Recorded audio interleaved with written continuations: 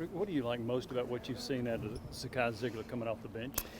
Just him being who he really is and the way he can impact the game in so many different ways, and just the fact that so much what he did a year ago, the speed of the game changes, and he is, every game he's done it now, it's been a difference in terms of the tempo once he comes into the game.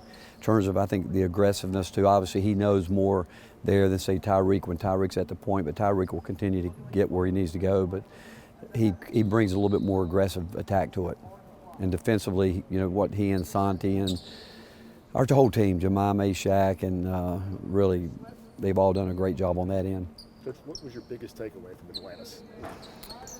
You know, I thought really, probably as a staff, the way our guys were really focused in on our game plan, because, you know, you have a normal procedure to get ready for the first game against Butler, but then the next 2 days, it's a quick turnaround, and the fact that we had great concentration. We really played our scouting report well in both of those games. Our defensive effort was terrific in terms of what we felt like we needed to get done in both of those games. Offensively, I think that, again, I don't think we've hit our stride yet in terms of getting our feet under us totally, but you know, playing against, you know, a very physical team in Butler, then a zone for really 38 minutes, and then coming back against Kansas, who they were good. They had a lot to do with those turnovers, but just the fact that our guys they're really bought into each other, and they know what their roles are and what they need to do to help us to be successful. Rick, is there anything new on Josiah?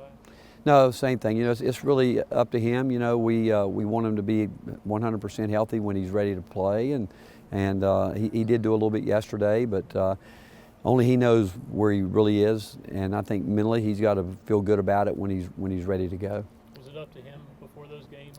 Yeah, we're leaving it up to him to, again, we want him, but it's been made clear to him, we want him to feel comfortable, and certainly we're never going to ask anybody not to play when they don't feel that way, but we just want him to feel good about it himself, and as much as he's put into the program, he'll know when it's ready.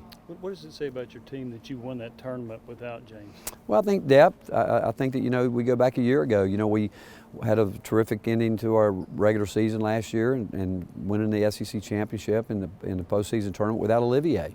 It gave another chance someone else to step up.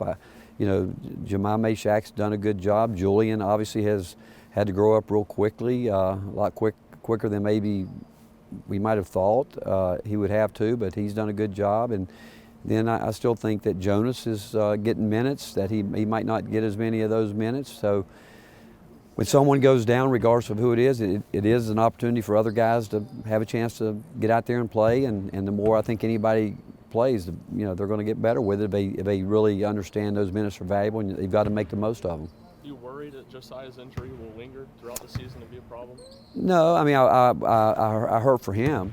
I'm not going to say I worry about it, because you know what, I mean, we're in sports and these things happen in sports. I mean, you've got to be ready, and I think, again, like I just said, it's a compliment.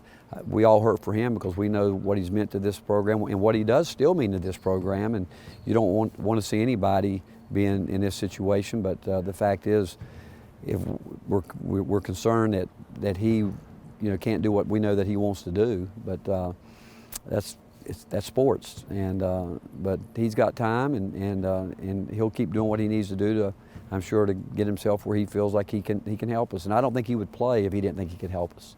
Rick, what did Jonas do down in the Bahamas that was so good, and did he kind of grow up a little bit during that tournament? Well, his length was really impressive. I mean, you know, he actually got a tough call on when you look at it on tape, it was one of those bang plays, but he actually had a great block where he ran it down from behind. I haven't seen him do that in a long time, where his speed coming down the floor, trying to clean that up, and but his length, I mean, he created some turnovers from out of bounds situations, dead ball situations, and the fact is he can shoot the ball. He needs to shoot it as opposed to trying to guide it right now, because he's a guy that, I mean, he's got great touch. But I think the minutes he's playing is all new to him in some way, but he is, you know, he's making strides. You talked after, I think it was Kansas, about the guys holding each other accountable.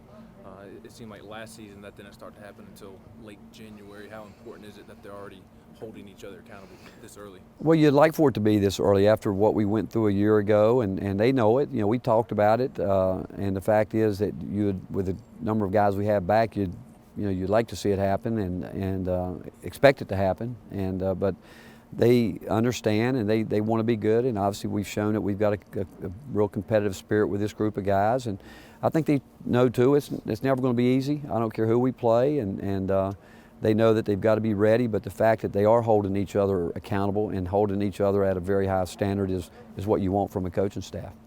You talked a lot about defense, especially in the Bahamas. How do you look to your defense to set the tone in these games early? Well, it's there, and we got to have it. We've talked about even on nights when we might not be scoring the ball the way we would like to. We've got to find a way to create some offense and make it tough on people to score, and we feel that if we can do that and rebound the ball on both ends, and we'll find a way to generate enough points, we hope. But with that said, we've still got areas that we can get better defensively, and we talked a lot about trying to win those one-on-one individual battles that you're in throughout the game. We've got guys that do try to make some really good fix-it plays for us, but our on-ball defense for the most part in the tournament was really good, where we were able to control the ball and cushion the ball and then contest and contain and contest, and that's where we can continue to get better, because if you're not shooting the ball well, if your opponent's not shooting the ball well, they're just going to try to get downhill on you, and we did a pretty good job against a team that does that about as well as anyone in Kansas. We've talked a lot about in games where you guys shoot a lot of threes, you guys have to attack the glass and get a lot of offensive rebounds. Was what y'all did in that respect against Kansas kind of the formula?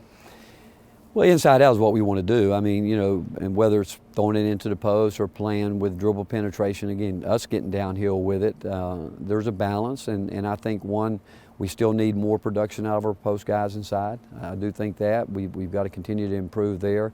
Our perimeter guys are being defended extremely hard. There are people like Southern Cal pushed way out there. They were willing to give us what we wanted inside the lane there. They were just determined, again, not to let us get wide open threes. And then you go back to Kansas.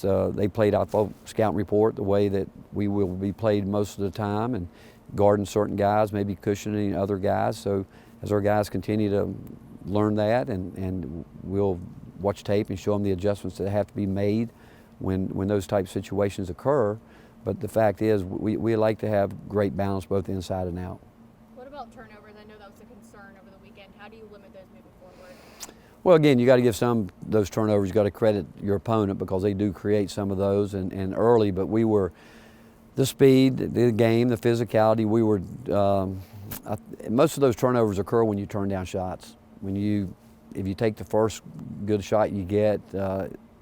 But when you maybe don't feel as confident as you need to be, and you think, well, I got to maybe try to get it close or try to do something else, and they're hearing us say, hey, we need to get to the foul line, and there's a fine line there but most of the turnovers they're happening because we're not really ball quick, whether it's interior passing, whether it's ill-advised passing, and again, some of it, our opponent has something to do with some of it. Did you like the way you attacked the zone defense of Southern Cal? Yeah, I mean, we knew what they were doing. I mean, we've played against that defense forever. I mean, it's not. We actually run that zone a year ago when we had one, and so we know where the holes are. But it still gets down. You got to make shots. It's funny when you talk to people and you'll hear them say, "Hey, when they're shooting the ball, they can beat anybody." You can say that about probably 150 teams. Yeah, I mean, when you're shooting it, it makes it all easier, but it's the nights when you're not shooting it, can you still find a way to win? But the fact is, we had some shots in there that were good shots, and again, you can't coach that, you can't control that. Players certainly want to make all their shots, coaches want them to make them, but that's what makes the game an interesting game. When, again, nights when you're not making shots, can you find a way to get done enough to get it done? And that's where it comes back to your defense and trying to create something with that. At the beginning of the season, you said Jemiah has to do the little things in order to see playing time.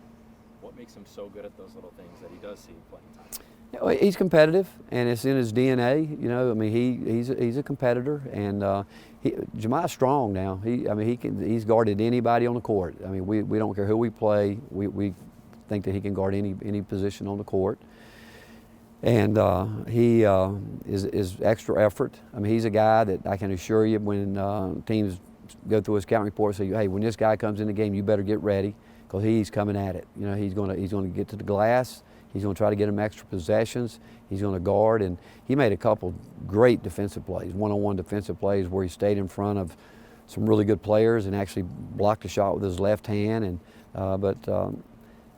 it's fun because he's just scratched the surface to what he can be as a player. But the fact is, right now he knows what we need him to do, and he knows what he's good at, and he's playing to it. What do you know about McNeese State? You know, they've been playing a lot of 1-1-3 zone back. They've got good offensive explosion. They can get going, and playing a daunting schedule, as you can imagine. But the fact is, they will come in and they're going to compete. They're going to compete extremely hard. But their zone, they're aggressive in it. They have different wrinkles out of it. So we'll have to be able to take care of the ball again and try to do what we think we need to do against it. Thank you, Coach. All right, thank you guys.